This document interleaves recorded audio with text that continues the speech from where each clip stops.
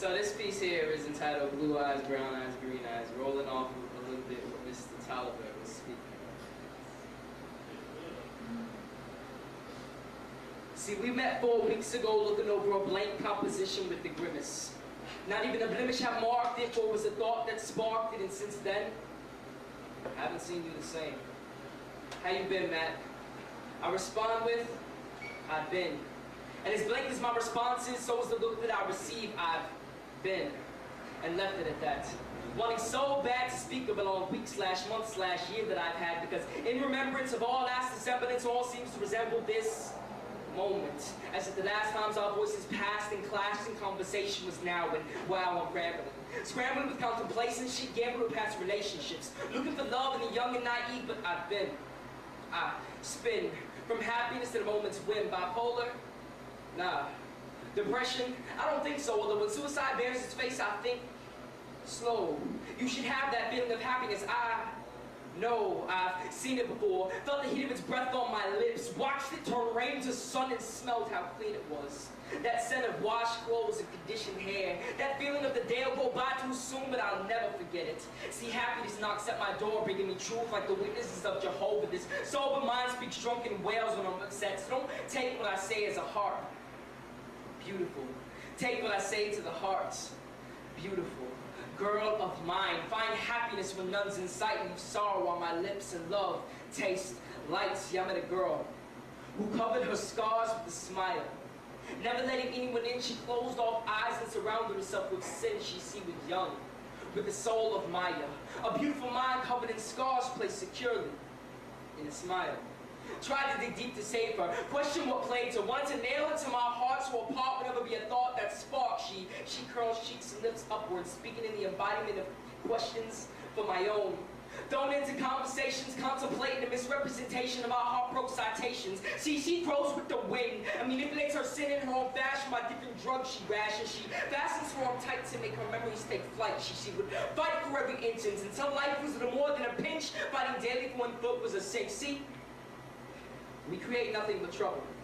No, we create change, I exclaim, actions of a 17, 15, 13-year-old. Reciting and writing self-published works. Then if they write it, then it's theirs. And if they voice it, then that voice becomes strength. And that strength grips a foreign mind growing daffodils. Flowing with knowledge, paying homage to those who showed us this path to life.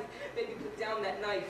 That pipe is stabbing you. You're better than that. Remember when winters were so cold, we wrap ourselves in feathered mats of angels' wings and dare for somebody to tell us our imaginations couldn't keep us warm. See, we used to scorn ourselves in different ways. Baby, mine are these poems and you choose purple haze, but I'm not here to judge you. I'm here to love you. Back to life, baby, put down that knife. These pipe dreams are killing you. In between those blue, brown, and green eyes, she replies, how can you possibly love me, knowing what a waste it is? I don't know what a waste it is. See, every moment with you is heaven, and going home with you is hell. Try to be open with you, rebel. To just coping with you is jail. I want to tell you, everything you go through, I go through. So when you hurt, girl, I hurt too. Connected by nerves, you get dejected by words, no matter how sweet they are. Which puts me back at point B. Point A will be first getting her to acknowledge things. Told her she needs goals, so I introduced that college thing. See, she would bring sorrow in inches, while receiving smiles and miles. Piles of pain would drain the last bit of will that remained. So she would sustain and stay in the same form as today. Apart.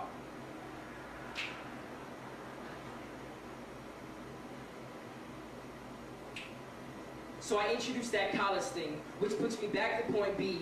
Point A will be first getting her to acknowledge things. Told her she needs goals, so I introduced that college thing. She would bring sorrow in inches while receiving smiles and miles. Piles of pain would drain the last bit of will that remained, so she would sustain in the same form of soul out of body. It's that body out of soul, either way these two were not whole, so my goal was reunion. Union of my nerves on hers, and the formation of a kiss occurs constantly through the echoes of my tongue. Hauling her every syllable, I stand invisible as a criminal who left his life less livable, murdering myself, trying to resurrect 3 women so far gone that hell and the devil dance behind their beautiful eyes. And I just wanted a taste of your taste. I just wanted a reason to pull you close to me. And if this is what love's supposed to be, then baby, love's not meant for me. See, I know there's a reason for all those drugs you're feeding, and I've come to the grips to the fact that you can never love me back. And I know one day the phone's gonna ring and you're gonna try to call up. Until then, I'll leave mine disconnected, because I don't have enough strength for the both of us, and hoping us could be we is so far gone from reality that a woman as narrow-minded as you could never